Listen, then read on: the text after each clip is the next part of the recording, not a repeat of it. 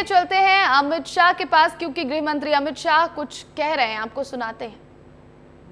आप परिवारवादी पार्टी के बारे में कह रहे थे, अब एनसी और पीडीपी जो है इनके नेता तो आएंगे ही, जीत कर आएंगे। आपने कहा था कि कश्मीर में ये लोग नहीं आएंगे।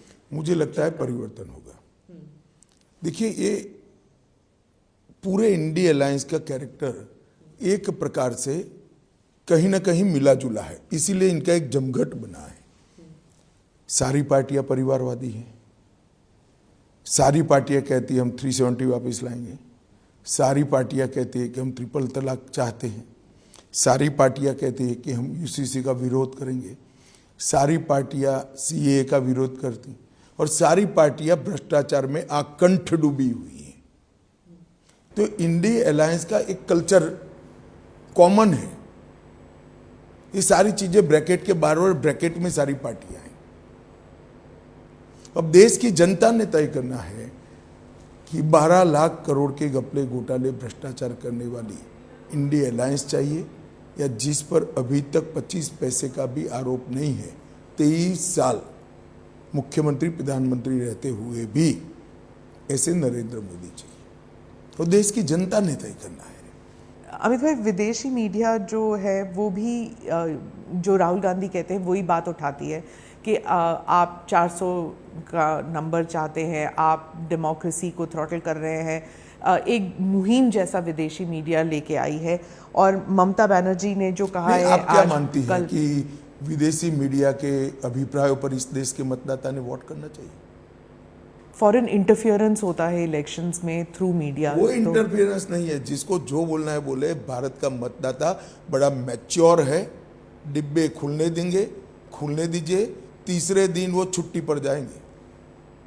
नहीं, पर जब 40-50 आर्टिकल 2 हफ्ते में आते हैं अलग अलग जगहों से, ऑस्ट्रेलिया से लेके, अमेरिका से लेके, यूरोप, मिडल ईस्ट, हर जगह से जब आर्टिकल्स आते हैं, वो आर्टिकल्स इंडियन मीडिया में आते हैं। देखिए, आपकी चैनल से तो, आपकी चैनल की तो ये 50 आर्टिकल से ज़्यादा रीच है ना, तो आपकी चैनल भी परिणाम नहीं बदल सकती है। देश बड़ा मैच्योर मतदाताओं से बना हुआ देश है, उनको अपना अच्छा बुरा दोनों मालूम है।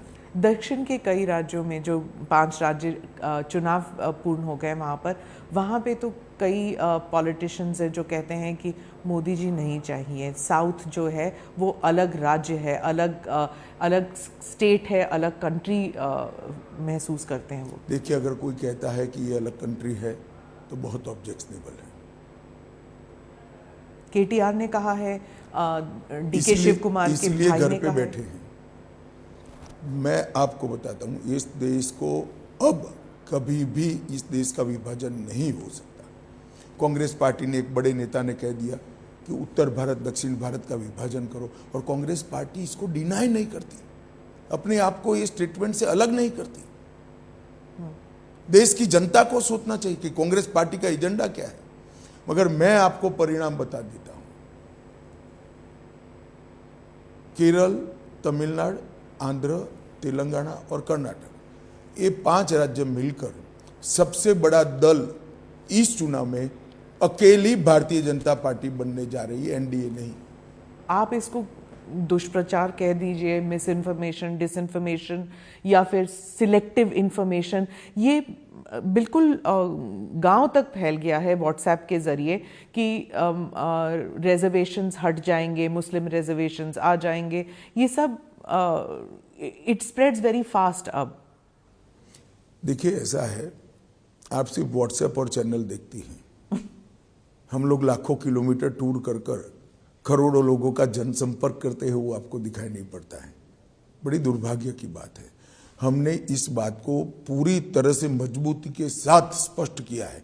मैं आज आपकी चैनल के माध्यम से भी कर रहा हूं। जब तक भाजपा का एक भी सांसद है इस देश में से, एससी, एसटी, ओबीसी के रिजर्वेशन को कोई हाथ नहीं लगा सकता।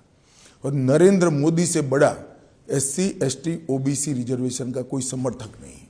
अगर 4 जून को 272 पार नहीं करते आप, तब मैं ऐसी संभावना नहीं देखता। इस देश में मोदी जी के साथ 60 करोड़ लाभार्थियों का एक फौज मजबूती के साथ खड़ा है, जिसकी ना कोई कास्ट है, ना कोई एज ग्रुप है। हमने लगभग 4 करोड़ गरीबों को आवास दिया है और 3 करोड़ देने वाले हैं इस बार चुनकर आने के बाद। 32 करोड़ आयुष्मान कार्ड दिए हैं और इसकी रीच 60 करोड़ तक पहुंचेगी, जिनको 5 लाख तक का सारा स्वास्थ्य का सुविधा फ्री ऑफ कॉस्ट मिलेगा। हर घर में नल से जल, लगभग 14 करोड़ घरों में नल से जल दिया है। लगभग 10 करोड़ से ज़्यादा घरों में एलपीजी का गैस का सिलेंडर दिया है। 12 करोड़ घरों में हमने शौचालय बनाया है और 1 करोड़ 41 लाख जिनकी इनकम महीना 500 रुपया भी नहीं थी, ऐसी गरीब महिलाओं को हमने लखपति दीदी बनाया है और 3 करोड़ महिलाओं को हम लखपति दीदी बनाने का लक्ष्य रखे हैं। पीएम किसान लगभग 11 करोड़ किसानों को हर साल हम 6,000 रुपया सीधा इसके बैंक अकाउंट में देते हैं और हर गरीब को हर महीना प्रति व्यक्ति प्रति माह 5 किलो अनाज फ्री ऑफ कॉस्ट देते हैं। ये 60 करोड़ गरीबों ने पूरी चुनाव प्रक्रिया, देश के अर्थतंत्र, इसमें अपने स्टेक ही नहीं सोचे थे। आज़ादी के 65 साल के बाद एक प्रधानमंत्री ऐसा आया जिसने 60 करोड़ लोगों के लिए जो कि हमारे संविधान का मकसद था, इस 60 करोड़ लोगों के लिए संवेदना के साथ योजनाएं बनाई। न केवल योजनाएं बनाई, जमीन पर पहुंचाई। आज 2 लाख गांवों में भारत नेट पहुंच चुका है। डिजिटल ट्रांजैक्शन पूरी दुनिया आज भारत का लोहा मान रही है। और मैं आपको बताता हूं, ये डेवलपमेंट की बात करते, आप लोग भी तुरंत इकोसिस्टम बन जाते हो। नेशनल हाईवे 2014 में 90,000 किलोमीटर बने, 10 साल में हमने 1,50,000 किलोमीटर। हर रोज जो नेशनल हाईवे बनते थे उनकी स्पीड 12 किलोमीटर थी, हमारी 28 किलोमीटर है। ग्रामीण सड़क 2014 तक 75 से लेकर 3.18 लाख किलोमीटर थी, अब 7.55 लाख किलोमीटर है। तो डबल से ज्यादा 10 साल में बढ़ा है हमने। इसके साथ साथ हवाई अड्डे 74 थे, आज 149 है। रेलवे इलेक्ट्रिफिकेशन 22,000 किलोमीटर था, अब 62,000 किलोमीटर है। और ढेर सारे काम, ऑप्टिकल फाइबर जो मैंने कहा, भारत नेट 100 पंचायतें छोड़कर मनमोहन सिंह गए थे, आज 2 लाख पंचायतों तक हम पहुंचे हैं। और 1 GB डेटा की कॉस्ट वो 269 रुपया 269 रुपीज छोड़कर गए थे, आज 10 रुपया है। आपने अब ये सारी चीजें जिनको मिली है और जो उनके बेनिफिशियरी है, उनको मालूम है नरेंद्र मोदी क्या है और क्यों 400 देना चाहिए। लाभार्थी, हाँ, लाभार्थी। और इसके साथ साथ मैं बताता हूं, 1,10,000 करोड़ का इंफ्रास्ट्रक्चर का बजट था देश का, मोदी जी ने 11 लाख करोड़ का रखा, बनाया, 11 लाख करोड़ तक ले गए। एक 25,000 करोड़ का ट्राइबल्स का बजट था, आज 1,29,000 करोड़ है।